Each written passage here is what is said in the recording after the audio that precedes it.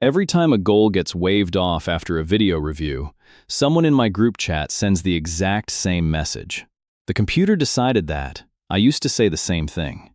I have said it out loud, in a bar, with real conviction, to people who did not ask, defending an Arsenal goal that got chalked off in about 4 seconds flat. Then I actually looked into how this system works. And here's what most people get wrong about the technology deciding offsides at the biggest tournament in the sport.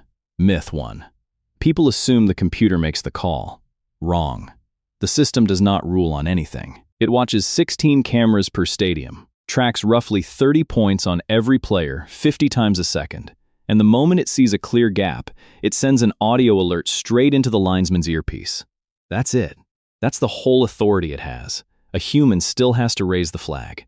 A human still has to confirm it on the monitor. The computer's entire job is to tap someone on the shoulder and say, "Hey, look at this," which, if you think about it, is a promotion for referees, not a replacement.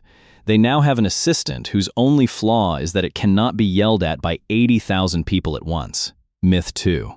People assume the little player outline on the broadcast is the same generic stick figure it's always been. Also wrong.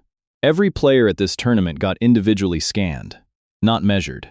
Scanned, like a video game character. So the system builds an actual 3D model of that specific person's shoulders, hips, and feet instead of a placeholder shape borrowed from whoever was closest in size. There is, somewhere, a database of over 1,000 players who each have their own personal digital twin, and the overwhelming majority of them will never see it or know exactly what it looks like.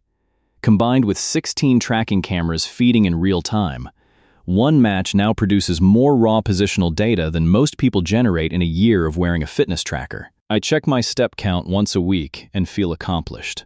A fullback gets recorded 150 million times over 90 minutes, and nobody even tells him. Myth 3, and this is the one people get most confidently wrong. People assume this technology settles every offside argument, forever, no exceptions. It does not. Anything inside about 10 centimeters, the system stays quiet on purpose. That margin gets left to a human eye, live, in real time, same as it always was. And positioning is only half the question anyway. The system can tell you exactly where a player's shoulder was down to the centimeter. It cannot tell you whether that player was interfering with play, or blocking a goalkeeper's line of sight, or just standing there minding his own business near the 6-yard box. Like a man waiting for a bus that isn't coming. That part is still a judgment call. So somewhere in a broadcast booth right now, someone is confidently explaining that the computer confirmed offside about a decision the computer had precisely nothing to do with, which is the part nobody tells you when you start watching this sport. The technology got dramatically better at answering a very narrow question, and everyone immediately started using it to settle a much wider argument it was never built to answer. I did this myself. I once spent a solid 4 minutes explaining to an American friend, using the phrase, "the AI clearly shows," why a player was offside. The actual explanation had nothing to do with any AI. It had everything to do with the linesman just being right on his own. I supported my case with a robot that had no opinion on the matter. That's the trade the sport made. Officials get a system that can locate a hip joint with more precision than most people can locate their own car keys. In exchange, everyone watching now assumes certainty exists in a sport that was built, historically, entirely on vibes and a man standing 40 yards away squinting. The tightest calls still come down to one human being staring at a screen and deciding.